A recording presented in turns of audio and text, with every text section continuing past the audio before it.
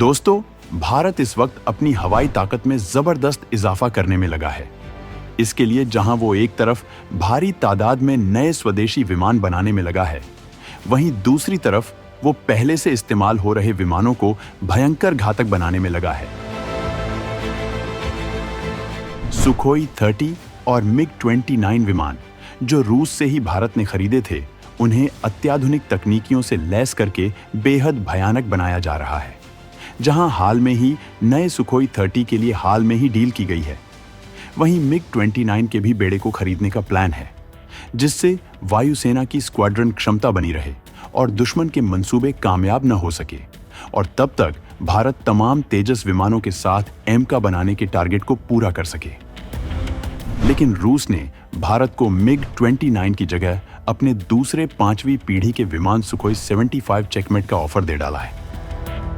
इसे खरीदने को लेकर भारत के इंटरेस्ट, रणनीतिक फायदे और मिग-29 विमानों को खरीदने को लेकर फैसले में किस तरह का बदलाव किया जा सकता है? क्या भारत इसे लेकर फ्रांस को झटका देने वाला है? इस बारे में जानने के लिए वीडियो को पूरा देखिए और आगे बढ़ने से पहले वीडियो को लाइक जरूर करें। हवाई ताकत में इजाफे के लिए भारत विमानों में कर रहा अपग्रेडेशन। हाल में ही प्रधानमंत्री ने रूस यात्रा पर खरीदे 12 नए सुखोई 30 विमान, 21 मिग-29 विमानों को लेकर होने वाली थी डील। रूस ने दिया बड़ा ऑफर। दोस्तों, Su-75 रूस के 5वीं पीढ़ी का विमान है जो बेहद ताकतवर माना जा रहा है।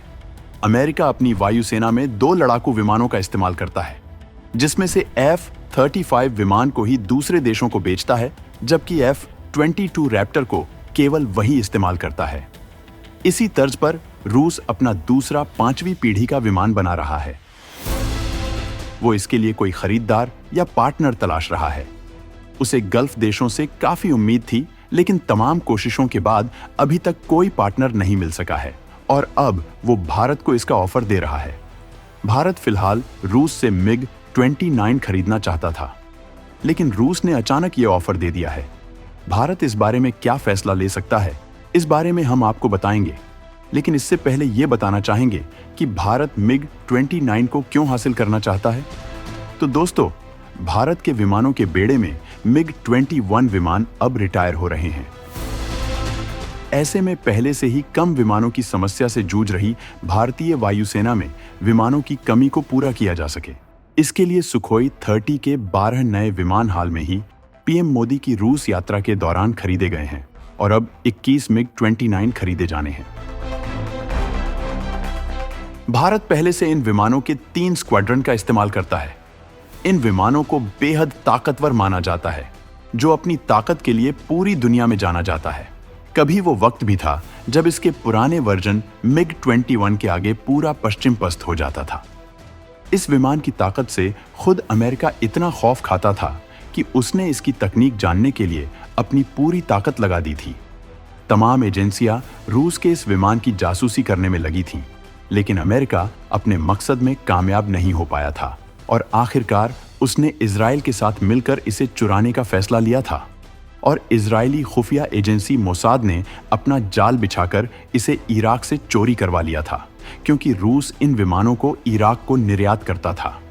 ये इजरायली खुफिया एजेंसी का बहुत बड़ा कांड था, जिसके बाद रूस बहुत ज्यादा गुस्से में आ गया था। इजराइल ने वादे के मुताबिक इस विमान को अमेरिका को दे दिया था, और अमेरिका ने इसकी तकनीकियों का पोस्टमार्टम कर लिया था। उस वक्त अमेरिका के पास रूस के इस विमान का कोई तोड़ नहीं था।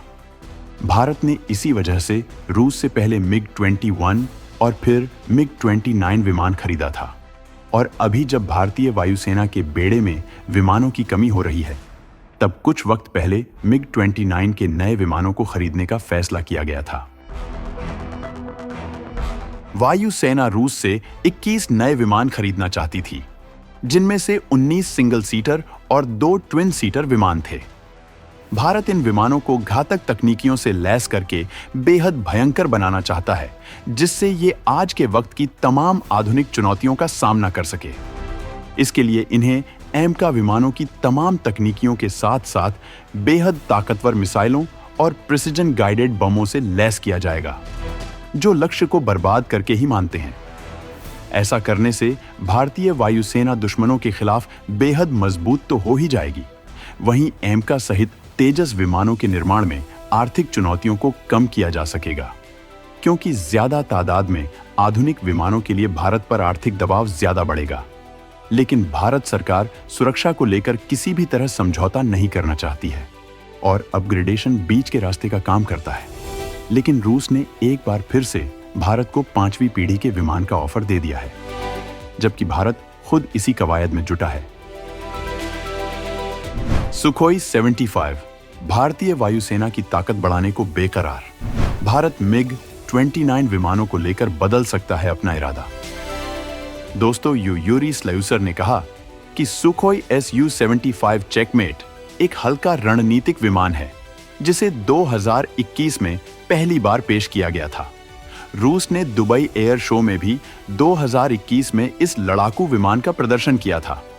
ये फाइटर जेट 5वीं पीढ़ी का है और यह अपनी बनावट की वजह से रडार की पकड़ में नहीं आता है। रूस अभी भी चेकमेट विमान में बदलाव कर रहा है।